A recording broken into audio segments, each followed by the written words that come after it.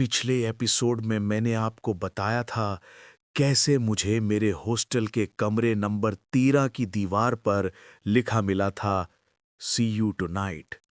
मैंने उस रात वहां नहीं रुकने का फैसला किया था, लेकिन कहते हैं कुछ जगहें आपको खुद बुलाती हैं और फिर चाहो या ना चाहो वो आपको अपने अंदर खींच ही लेती हैं। अगले दिन सुबह मैं हॉस्टल छोड़ने की सोच ही रहा था कि चौकीदार मेरे पास आया।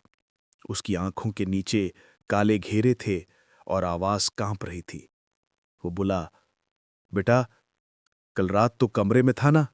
मैंने कहा, नहीं, मैं बाहर था। वो पल भर के लिए चुप रहा, फिर धीरे से बोला, फिर वो कौन था जो तेरे कमरे की खिड़की से झांक रहा था? मेरे रोंगटे खड़े हो गए। मैं डर के बावजूद उस कमरे में गया। दरवाजा आधा खुला था, जैसे किसी ने अभी अभी अंदर कदम रखा हो। कमरे की हवा भारी लग रही थी। मैंने चारों ओर नजर दौड़ाई। सब कुछ वैसा ही था, बस दीवार पर अब लिखा था स्टे विद अस। मुझे लगा कोई मजाक कर रहा है। मैंने दीवार पर हाथ लगाया और तभी पीछे से ठंडी हवा का झोंका आया, बल्ब टिमटिमाया और दरवाजा अपने आप बंद हो गया। मैं घबरा गया। टॉर्च चलाकर इधर उधर देखा। कमरे के कोने में बेड के नीचे किसी की परछाई हिल रही थी। मैं धीरे धीरे झुका, टॉर्च की रोशनी नीचे डाली। वहां एक पुरानी तस्वीर थी। एक लड़का, लगभग मेरी ही उम्र का, हॉस्टल ड्रेस में। उसके पीछे लिखा था राहुल, रूम नंबर 13। मैं सन्न रह गया। वो तस्वीर पुरानी थी, कम से कम 15-20 साल पुरानी। मैंने चौकीदार को बुलाया। वो आते ही पीछे हटकर बोला, ये लड़का यहीं रहता था, तू जैसा दिखता था। मैंने पूछा, तो हुआ क्या था इसके साथ?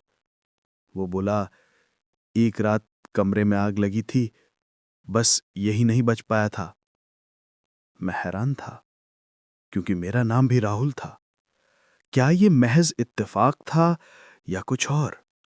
मैंने उस रात हॉस्टल छोड़ने का फैसला किया, लेकिन जब अपना बैग उठाया तो मेरी नजर टेबल पर पड़ी।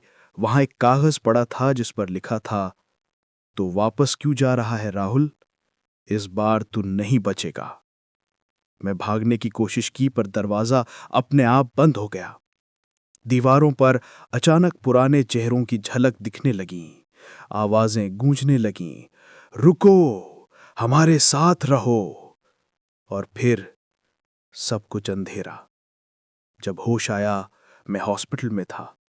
लोगों ने कहा मैं बेहोश हालत में हॉस्टल के गेट के बाहर मिला था, पर मेरे कपड़े जले हुए थे, जैसे मैं किसी आग में फंसा था।